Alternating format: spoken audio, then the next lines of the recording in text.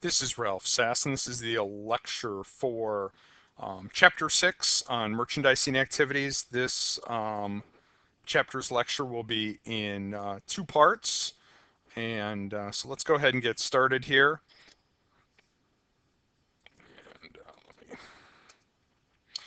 And when we're talking about a merchandising company, we're talking about retailers and wholesalers. And the thing to realize is if you start off at number one there, what they do is they purchase merchandise, they put it in their store. Okay. When they put it in their store, it counts as inventory. Inventory is going to be an asset. And then what happens is you and I walk into that store, or they ship those goods, whatever, and they sell the merchandise. And here in item 2, it says they sell the merchandise on account. And sometimes they do. They may also sell it for cash. I mean, sometimes I think we try to make things too complex. I mean, most of the sales that you and I think of are for cash, but businesses in general sell a lot on receivables. So let's go ahead with that. So then they turn it into an accounts receivable, meaning somebody owes them the money. And then ultimately what happens is the people pay them that money, and then they have the cash, and with that cash they can turn around and buy more inventory. Um, for most of and for everything we're talking about in this semester and in Accounting 211, they're going to be doing what's on the left here. They're going to purchase inventory that is ready to sell. So when we think about things this semester, we're going to be talking in terms of Walmarts and Targets and Kroger's and things like that, where they're buying things that are already in condition to sell, and they're just going to turn around, put them on their shelf, and sell them to you and I. For those of you that'll be with me in Accounting 212, in Accounting 212, we'll worry about how manufacturers handle what's the cost to manufacture a good or to produce a good. But that's really something that we'll take a look at in Accounting 212. The two types of stores, or the two types of businesses that fit perfectly into what we're talking about here in Chapter 6, are retailers and wholesalers. Retailers are companies that sell to you and I as end consumers, and wholesalers are those companies that sell to usually another company that in then turn is going to turn around and sell them to you or I. Okay, so wholesalers are going to buy goods from manufacturers and then turn around and sell it perhaps to a retailer, perhaps to even another wholesaler who will ultimately sell it to or sell it to a retailer.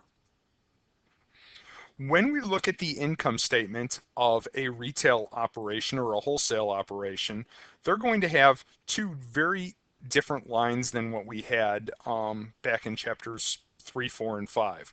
In chapters 3, 4, and 5, we had revenue. We may have had a couple items, and then we subtracted expenses and we got to net income.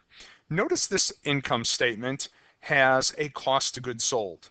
Cost of goods sold is the cost of goods that the company purchased. Think about it from Walmart's perspective. Walmart bought that gallon of milk that you and I are walking out of there for $4. They may have bought it for $3.50. So what they paid for it is going to show up on cost of goods sold, and then that's going to give them a gross profit. Let's use my gallon of milk. They sold it to me for $4. They bought it for $3.50. That gives them a gross profit of 50 cents. Out of that 50-cent gross profit then come all their other expenses, which is why you see that line, less expenses. So out of that 50 cents then they have to cover the rent, the utilities, the salaries, and what have you. Okay, so gross profit is a measure of how profitable their profit off of just the sales transactions. Doesn't suggest anything about their profit overall, but it just suggests what their profit is from the sales of transactions. General rule of thumb, depending upon the business you're in, whatever, the number might be as high as 2. Okay, or twice as much. So in other words, if you're selling it for $100, it may have cost you, your cost of goods sold may be 50 and your gross profit might be 50. That would not be unheard of. Now, at a grocery store like Kroger, it'd be a lot smaller than that. Groceries typically have very low markups, and so their cost of goods sold is going to be much higher and their gross profit's going to be a little smaller. There are two types of inventory systems we need to worry about. One is a perpetual and one is a periodic. Most businesses today use perpetual. Walmart, what have you, are some of the best perhaps at it. And as soon as they scan that item across the counter at the cash register, it's automatically coming out of inventory. And so they know theoretically exactly how many are sitting in the back. A periodic inventory system is typically used by smaller businesses where they don't have access to the computers, what have you. Perhaps, the local True Value or Ace Hardware, what have you, may use a periodic system where they don't have records that show them exactly how much is in inventory. They have to kind of go back and look in the bin or go and see if they have any in back to find if they have any items in their inventory. Most companies, okay, have what we call subsidiary ledgers. And these subsidiary ledgers are used for a lot of things. Here we're demonstrating it with accounts receivable. They're going to have a general ledger control account for accounts receivable that's going to show the amount that all of their customers in total owe them. And then they're going to have subsidiary ledgers for each potential customer. So in this case, the subsidiary ledger for Sparks Inc. shows that they owe $2,000, and for Heather Jacobs Company shows that they owe $5,000. And the total of those two is that $7,000 that's in the general ledger. To think about it from yours and my perspective, AEP. Each and every one of us that have an electric account with AEP have our own ledger account, and they know exactly how much we owe. And when we call them up and ask for what our bill is, whatever, or what our balance is, they pull up that subsidiary ledger, and it'll say that, Mr. Sass, you owe $114.95.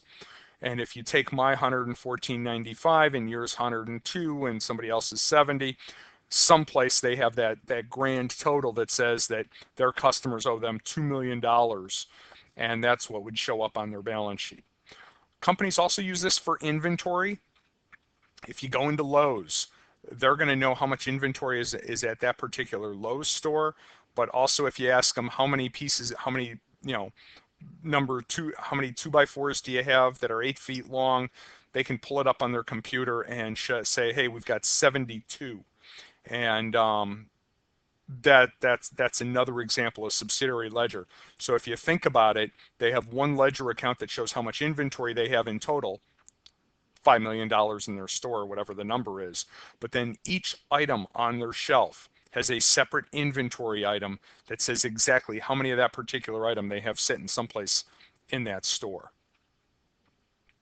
When you buy something, in this particular case, they bought some computers from Okawa. They cost $600. They bought 10 of them. Total is $6,000. Notice what happens. We debit inventory. Inventory is a balance sheet account.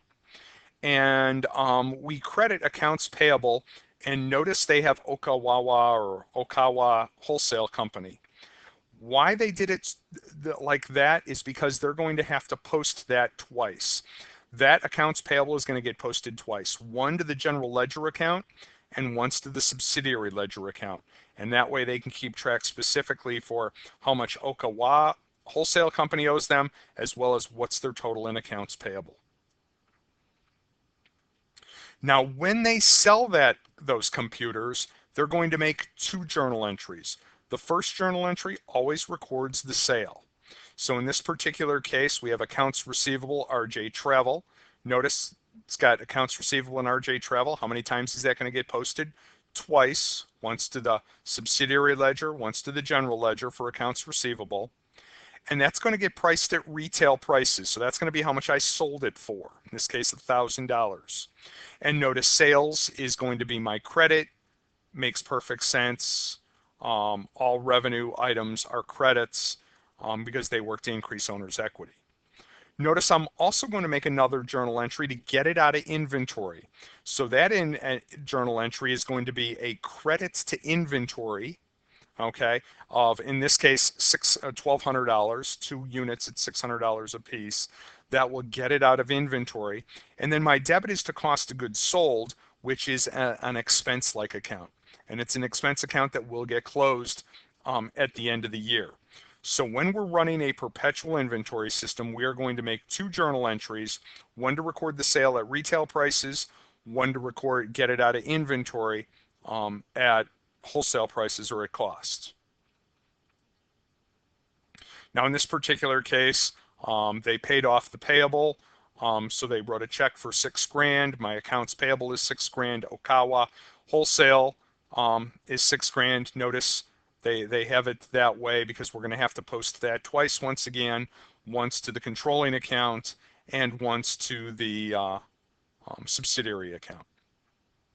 And when the company comes to pay them for their items, notice cash is my debit. Cash goes up by $2,000, and my accounts receivable goes down by $2,000. And once again, we're going to do that in such a way that it's going to be posted twice, so as to be reflected both in the general ledger and in that subsidiary ledger.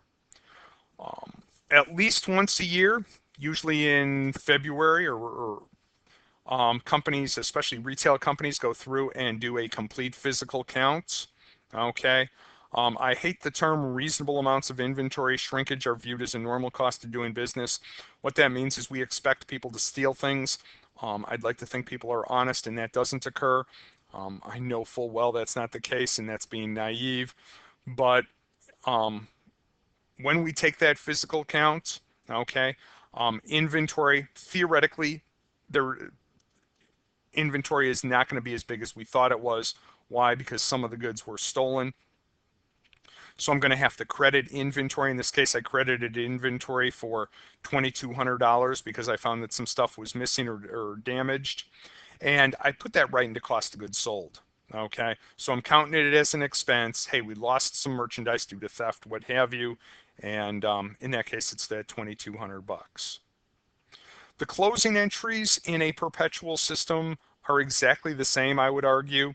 You're going to close the revenue accounts just like we did before. Item 2 there, you're going to close the expense accounts, including cost of goods sold. So really the only thing that changes if you're running a retail company is that you have to remember to close the cost of goods sold. Okay, closing revenue accounts, closing all the other expense accounts, we already talked about that. So nothing else changes, just the closing of the cost of goods sold. Under a periodic inventory system, what we're going to do is we're going to debit account called purchases. Okay, this is not an inventory account. Okay, and once again, our credits to accounts payable, Inkjet Solutions, just like before, we're going to end up posting that twice. So if you see a purchases account, you know it's a periodic inventory system. And then notice what they're going to do to calculate the cost of goods sold. They're going to take the inventory at the beginning of the year. Where did they get that? From the balance sheet. They're going to add to that the purchases. Where's that going to come from? Every time I buy stuff, I'm going to debit purchases, so that's going to be in my purchases account. Okay, and that'll give me the goods available for sale, 144 grand in this particular case. Then at the end of the year, I go through, count up how much is sitting on the shelf, and in this case, I counted up the inventory at the end of the year. There was $12,000 worth of goods still sitting on the shelf. And so what are my cost of goods sold? $132,000. Now what that means is I have to go ahead and create a cost of goods sold account. So notice what we do, and I disagree a little bit with the way they've done this, but we'll go ahead and do it anyway. At the end of the year, I'm gonna start with my credit there to inventory. I have to credit the inventory at the beginning of the year. Inventory is an asset account. It has typically a debit balance. I got to get that old inventory number out of there. So what am I going to do? I'm going to credit it. So I credit it for 14 grand. How much is in inventory right now? Nothing. I'm also going to credit my purchases. Why? For the amount that I purchased. What will that do? That'll turn that balance into zero. Basically, that closes the account. Okay. And then I debit all that to cost of goods sold. Cost of goods sold is an expense account. My debits and credits have to be equal. So I just, my cost of goods sold in that case is a debit for 144 grand because that cleans out my beginning inventory and my purchases. Then what I do, okay, is I come back and I recreate, if you will, my inventory account. And my inventory at the end of the year was 12 grand. So I debit that for 12 grand and I credit my cost of goods sold for 12 grand, and that knocks my cost of goods sold at the very top. It was a debit for 144. Now it's a credit for 12. What does that leave my cost of goods sold? 132 grand. Okay, which is exactly what I thought it was. So if you take a look at the very bottom there, what does it leave my cost of goods sold at? It leaves my cost of goods sold at 132 grand. Generally speaking, large companies, companies with computer systems, whatever, use perpetual systems. It's usually been the small mom and pop, True Value hardware stores, whatever, that have used a periodic system. More and more companies today, because of the decreasing price of computers, what have you, have moved over to a perpetual system. So most companies use perpetual systems. They do take more work to set up because every item in inventory has to have its own ledger account. So it takes some time to set it up, but once you get it set up, it's usually a little bit easier. If you ever talk to a small business owner who's setting up a system, they kind of get frustrated because every time they bring in a new item to put on the shelf, they can't just throw it on the shelf. They have to go into the computer system, create a new ledger account, tell them how many they bought, tell them the price, what have you. And it does take some time and effort early on. With that, I'm going to stop the video for Chapter 6, and we will pick it up in Part 2.